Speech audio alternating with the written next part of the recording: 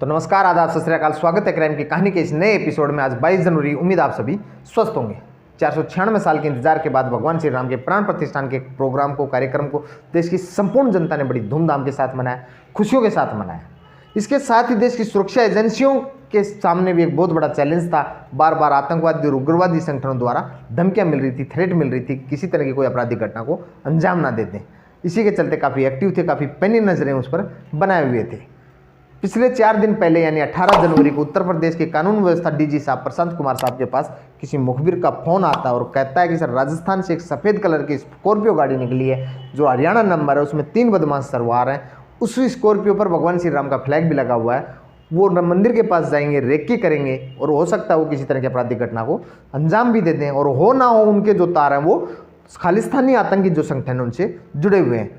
बात पुलिस के निचले तबके तक के सभी स्टाफ के पास सूचना दी जाती है। उस स्कॉर्पियो गाड़ी को ट्रेस किया जाता है। पता चलता है कि 18 जनवरी को जो अयोध्या में जो त्रिमूर्ति होटल है उसके पास सफ़ेद कलर की स्कॉर्पियो को पुलिस रुकवाती है। उस स्कॉर्पियो में सवार तीनों लोगों को जब पुलिस उतार कर चेक करती है, पता चलता है कि स्कॉर्पियो की ड्राइवरी कर रहे शख्स की जेब में 2 आधार कार्ड मिलते हैं। दोनों पर अलग अलग नाम और अलग अलग एड्रेस होता है। चेहरा दोनों का सेम होता है। पुलिस को शक होता है कि कोई सातिर और बदमाश है। निश्चित रूप से ये वही व्यक्ति जिनके बारे में सूचना मिली थी। अब तीनों व्यक्तियों को उस स्कॉर्पियो गाड़ी को पुलिस थाने में ले जाकर गहनता से जांच करती है तो पता चलता है कि जो ड्राइवरी कर रहा था उस शख्स का नाम कुछ और था, उसके पास जो आधार कार्ड थे वो किसी और के थे, और जो मोबाइल सिम यूज कर रहा था वो भी राजस्थान के सीकर डिस्ट्रिक्ट के रहने वाले किसी धर्मवीर महिला नाम के व्यक्ति के नाम थी। और जो स्कॉर्पियो गाड़ी थी उसमें उसी व्यक्ति के नाम से थी, शंकरलाल दुसाद के नाम से। लेकिन जब एम परिवहन पर चेक किया गया तो पता चलता है कि जो स्कॉर्पियो गाड़ी है वो भी श्रवण नाम के व्यक्ति के जो फरीदाबाद के रहने वाले थे उनके नाम दिखाती है। जब पुलिस को शक होता है, कुछ और गहनता से जांच करती है, उससे पहले ही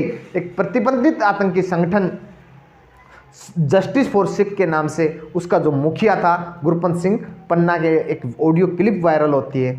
देखते ही देखते पुलिस तक भी वो क्लिप पहुंचती है। पता चलता है वो कहते हैं कि जो ये तीनों व्यक्ति हैं जिसने पुलिस ने पकड़ा है ये हमारे साथी हैं, हमने इनको भेजा था। अगर इनको पुलिस ने नहीं छोड़ा तो उत्तर प्रदेश को, मुख्यमंत्री को भी जान से हाथ धोना पड़ सकता। जब पुलिस इस तरह की बातें सुनती है, पुलिस और एक्टिव होती है। अब इन तीनों शख्स का राजस्थान से रिकॉर्ड मंगाया जाता है, राजस्थान पुलिस से संपर्क किया जाता है तो पता चलता है जो पहला जो व्यक्ति था जिसका नाम था शंकरलाल दुसाद और उसका जो साथी था अजीत कुमार शर्मा जो राजस्थान के झुंझुनू के अनाड़ी खुर्द का रहने वाला था, और तीसरा शख्स था प्रदीप पूनिया जो राजस्थान के सीकर डिस्ट्रिक्ट का रहने वाला था। पुलिस इनका रिकॉर्ड खंगालती है तो पता चलता है जो शंकरलाल दुसाद था वो राजस्थान का एक कुख्यात गैंगस्टर था जिनके खिलाफ मुकदमों की फहरिस्त थी। लगभग 9 आतंकवाद जिसमें चाहे मर्डर हो, हत्या के प्रयास हो, प्लानिंग हो, साजिश हो या फिर किडनैपिंग हो या लूट और डकैती, हर तरह के उसके ऊपर मुकदमे दर्ज होते हैं। जो अजीत कुमार शर्मा जो झुंझुनू का रहने वाला है उसके ऊपर भी मुकदमों की फहरिस्त होती है, अपहरण और मारपीट के। प्रदीप कुमार पूनिया पर जो रजिस्टर्ड क्रिमिनल तो नहीं था, मुकदमे तो दर्ज नहीं थे, लेकिन आपराधिक घटनाओं में इनके साथ जरूर रहा करता था। अब पुलिस तीनों को गिरफ्तार कर मुकदमा दर्ज कर लेती है, कोर्ट में पेश करती है। उसके बाद रिमांड पर लेकर जब उनसे पूछताछ करती है, उनका रिकॉर्ड पता चलता है तो बताता है शंकरलाल कि वो 2016 से मई 2023 तक बीकानेर की सेंट्रल जेल में बंद था, और जेल में रहने के दौरान ही उसका जो आतंकवादी संगठन है, जो खालिस्तानी आतंकी संगठन है, उसका एक सदस्य जिसका नाम लखविंदर था, उससे उनका संपर्क होता है। जब वो जेल से जमानत पर बाहर निकले तो लखविंदर अपने भांजे का नंबर उन्हें देते हैं जिनका नाम पन्ना होता है। अब वो पन्ना से मिलते हैं तो पन्ना उन्हें जो सुखा जिसकी सितंबर 2023 में कनाडा में जिनकी हत्या कर दी उस गैंगस्टर की, उससे संपर्क करते हैं। व्हाट्सएप पे उनसे बातें होने लगती है। उसी के चलते अब उनके जो संपर्क है वो सिख फॉर जस्टिस जो संगठन है उसके जो मुखिया गुरपंत सिंह पन्ना और उसका जो एक साथी था हरमिंदर सिंह हांडा के साथ उनके संबंध होते हैं। उन्होंने उन्हें यहाँ पर भेजा था, रेकी की जाए, बोले इनकी रेकी करो और इसके नक्शा हमारे पास भेजो, उसके पास तुम्हें सामान और हथियार मुहैया कराए जाएंगे, उसके बाद तुम्हें आतंकी घटना को अंजाम दिया जाएगा। दरअसल जो शंकरलाल दुसाद है वो राजस्थान के जानौरी गाँव का, जो सीकर डिस्ट्रिक्ट के अंदर जानौरी गाँव का रहने वाला था। आपराधिक घटनाओं में 2007 से और 2014 तक उसने काफ़ी आपराधिक घटनाओं को अंजाम दिया।